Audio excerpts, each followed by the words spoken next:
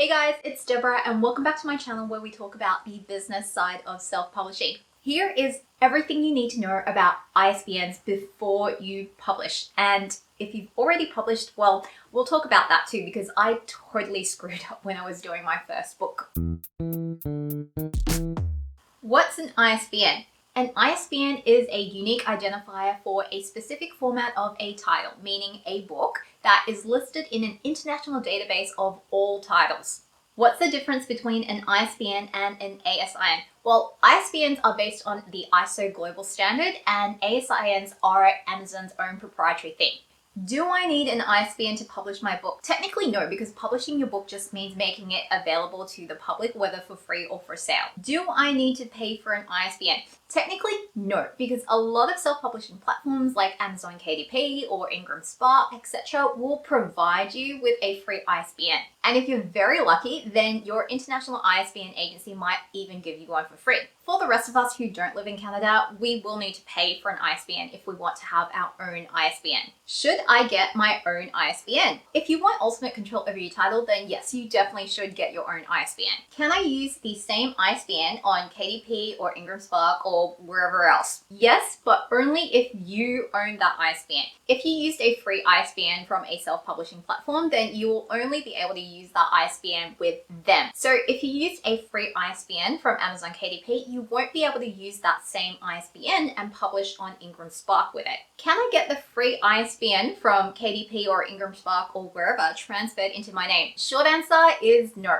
You have to get your own ISBN, unpublish the version of your title on your free ISBN, and then reset up your title and publish it under the new ISBN. And then you have to jump through a bunch of extra hoops in order to get things like all your reviews linked up on Amazon. That's why you should just get your own ISBNs up front, even if it's going to cost you a little bit of money. In the whole scheme of things, it's not that expensive compared to everything else that you're paying for during the self-publishing process. And it's just going to give you options in the long run. You may never choose to exercise those options, but if you ever do, it's going to save you a whole lot of time and heartache. Also, I just low-key love whoever wrote these FAQs because you can really sense that frustration coming through. Can I sell or transfer my unused ISBNs to somebody else or let somebody else use my unassigned ISBNs? Or my friend / somebody in my writing group / a random person on the internet said they have some spare ISBNs I could use, so can I just use theirs instead of getting my own? Again, no. So the first string of digits in an ISBN actually identifies who that publisher is in the global database of all the publishers who are registered to have ISBNs. That means if you use somebody else's ISBNs or if they're using your ISBNs, the international database of all of these titles is still going to be registered as being published under whoever that publisher was who registered for that block of ISBNs. And as we've already covered, you cannot transfer ISBNs from one publisher to another. That's just not how the system works. So everybody needs to get their own ISBNs. Where do I get my own ISBNs? Since ISBNs are based on a global standard, they're administered centrally.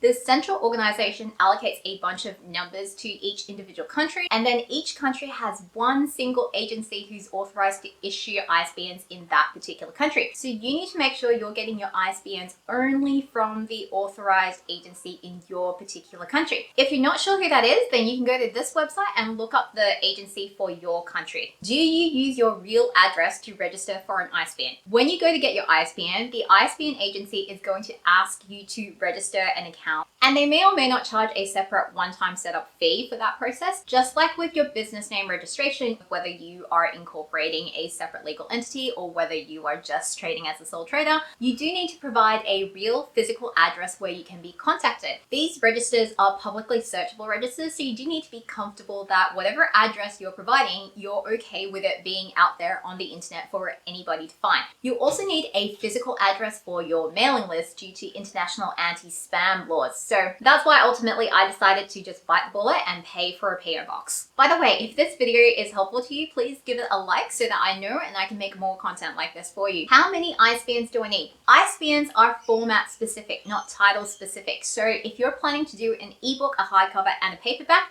you need 3 ISBNs. Do I really need an ISBN for an ebook? Well, it depends. If you're planning on going exclusive with KDP Select, i.e. enrolling your ebook in Kindle Unlimited, or you're only distributing your ebook via your website or your own distribution channels, then you can probably get away without one because Amazon's going to allocate you an ASIN anyway. If you're doing anything else like distributing to Google Play Books or Apple or Kobo or any of that, then you should probably get one. If I change my interior and or cover, do I need a new ISBN? There's no hard and fast rule about it. It depends on whether there's been a substantial change. This piece of guidance, which is kind of vague, it seems to suggest that if you're putting out, say, a new cover for marketing purposes, then generally no, you don't need a new ISBN. The rule of thumb that Bowker have given is that it comes down to whether somebody would basically complain. Does a new edition need its own ISBN? Yes. If you've changed enough stuff in your book for it to qualify as a new edition and for you to brand it as a new edition, as opposed to fixing a couple of minor typos and things like that, then yes, you should get a new ISBN for it. Does each book in a series need its own ISBN? Yes. Do I need to buy a barcode? No. Do not pay for a barcode. You can get those for free, and I'm going to leave some links in the description below for you. Do I need to embed pricing information in my barcode? This is really mainly for bookstores, like brick and mortar retail bookstores, so it's going to depend. I've heard conflicting stories. Some people say that if you don't put pricing information in your barcode, then retailers will not stock your book. Other people have said that some retailers will not stock your book if you have pricing information in there because pricing changes all the time. I personally don't understand why any retailer would want the pricing information in there, but simply because it doesn't make any sense from a systems and process perspective, right? Like you want pricing information to be in one central database, but this is all kind of irrelevant unless you're planning for your sales to mainly come through a retail distribution channel, in which case you should probably just talk to the retail stores that you're specifically targeting to figure out what their preference is. If you still have unanswered questions after watching this whole video, then let me know in the comments so I can get back to you. How do I set up my ISBN?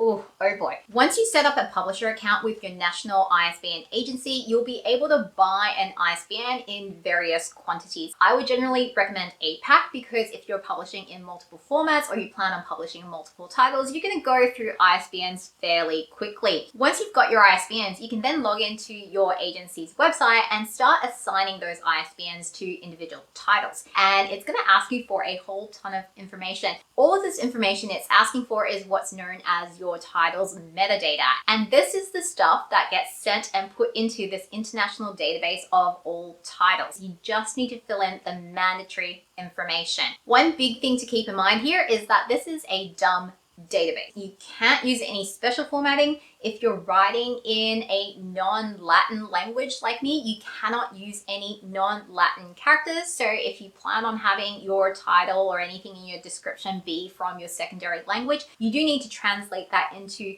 Latin characters, and you can't use special characters either.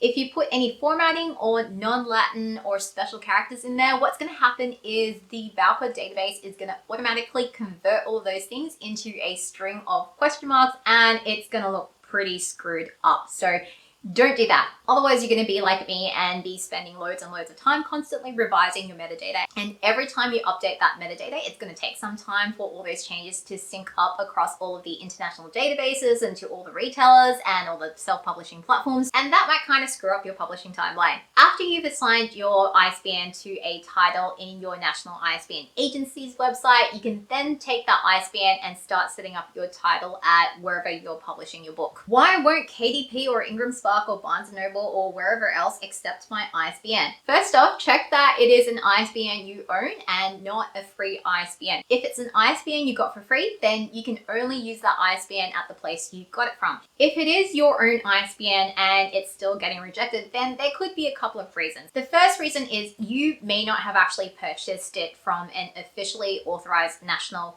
ISBN agency, because there are some unscrupulous companies out there who are buying bulk lots of ISBNs in like the thousands or hundreds of thousands, and then they basically resell those ISBNs to individual authors who don't realize that you have to buy them from the one national agency. Some platforms like IngramSpark have actually started blocking ISBNs from these kinds of resellers. So unfortunately, if you're in the boat where you've bought an ISBN from one of these resellers, you're probably going to need to suck up the loss and pay for a new one from your country's actual authorized national ISBN agency. If you did buy your ISBN from a proper ISBN national agency, then it might be because of your metadata not matching up exactly with what you've put in barcode. Like, it has to be an exact match. For the most frustration-free experience, you should just copy-paste from what you've got in barcode over into KDP or IngramSpark or wherever else. You should also do your research and decide who you're going to distribute with to where first, because otherwise, if you try to do everything at once or to do it in the wrong order, that can actually cause conflicts with your title being distributed. Right now, I distribute on KDP and IngramSpark, where I'm just distributing to Amazon via KDP, and IngramSpark is covering my other bases, including a hardcover to KDP. I haven't tried Barnes & Noble myself, but from what I've read, there seems to be a lot of individual specific quirks to Barnes & Noble, so I'm going to link in the description below to some very comprehensive Reddit posts on those quirks. When should I set up my ISBN? Earlier than you think. It's 2021, so I don't know why we don't have a situation where you update something in one place and it instantaneously updates across all databases, but apparently the infrastructure in the publishing industry, it's just kind of not there yet. In my experience, I've found that barcode updates to places like IngramSpark and KDP fairly quickly. However, with the next step of, say, KDP or IngramSpark distributing to other retailers, it can take a bit of time. I think most places that rely on the data feed from IngramSpark had my book listed maybe within 2 weeks after I enabled distribution, but I've heard that it can take as long as 6 weeks. So I would be allowing at least 6 to 8 weeks just to cover yourself in case you have to change metadata or you have some problems with metadata syncing up and all that kind of stuff. What if I need to change my title or series name or description? You're going to need to change it in your national ISBN agency's website, as well as in KDP and IngramSpark and wherever else you directly set up your title to be published. It sucks, but that's the way it is right now. But at least you can change it, which is a really good thing, because otherwise I would have been totally screwed and had my metadata go out looking like this. That's a lot of stuff to think about, and it's pretty overwhelming the first time through. So don't be too hard on yourself if you do make some mistakes. It is okay. The worst that can happen is you'll have to get a new ISBN and redo the process, then jump through a couple of extra hoops to bring across reviews and stuff like that. It's painful, but not the end of the world. Ideally though, it's better if you get it right the first time, so that's why you should watch this next video so you don't make the same mistakes I did.